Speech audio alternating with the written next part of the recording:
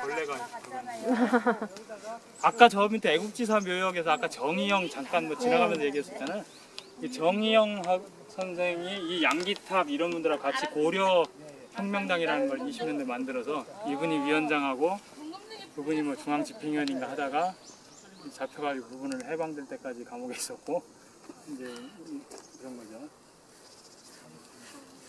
이분은 이제 국제보상운동 네. 네, 그거 일어났을 때 거의 전국적으로 주도한 분들 중에 아마 하나고 연세도 1871년생이니까 되게 많죠. 1938년에 들어가셨고.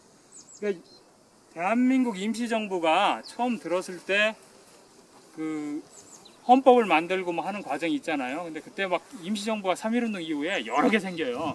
한성 임시정부, 뭐 상해 임시정부, 노령 임시정부 뭐 이렇게 해가지고 여러 개 생기는데 왜냐면 완전히 통일적이지 못했기 때문에 해방된 그런 상황에서 이제 임시정부가 여러 개 막 서로 선언하거든요. 근데 이거를 통합하고 막 조정하고 하는 과정이 아주 복잡해요. 근데 아까 얘기했던 이승만이 이제 초대 대통령이 되잖아요.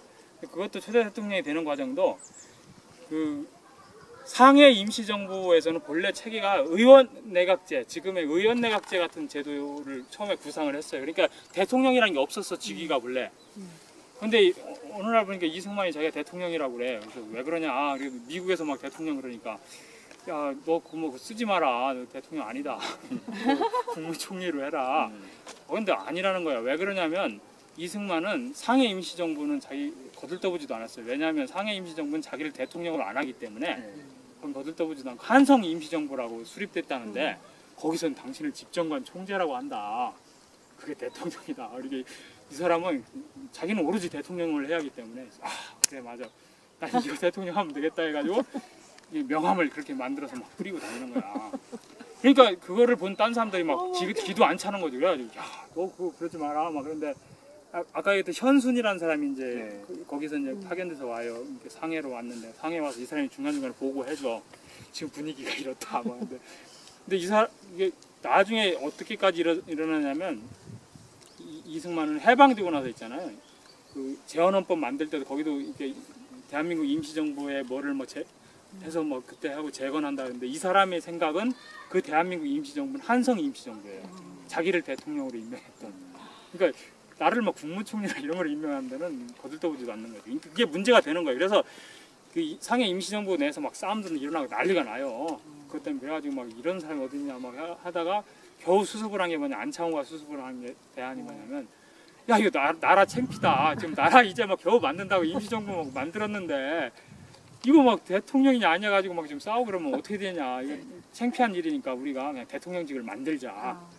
그래서 대통령직을 만들기로 합의를 하는 거예요. 의원 내각제로 하려고 했던 거를 바꾸는 거예요. 그래서 대통령 중심제로 해서 이승만 대통령, 국무총리 이동희, 아까 이동희는 저기 위패 모셔진 지분은 저쪽 깨부려서 된 거네. 어쨌든 이런 식으로 만들어서 이렇게 이동영 한 거죠. 이동영 아 이동영 선생은 이제 여기 있던 거, 예 따로 이제 그분은 그 뒤로 이렇게 박은식. 하시고.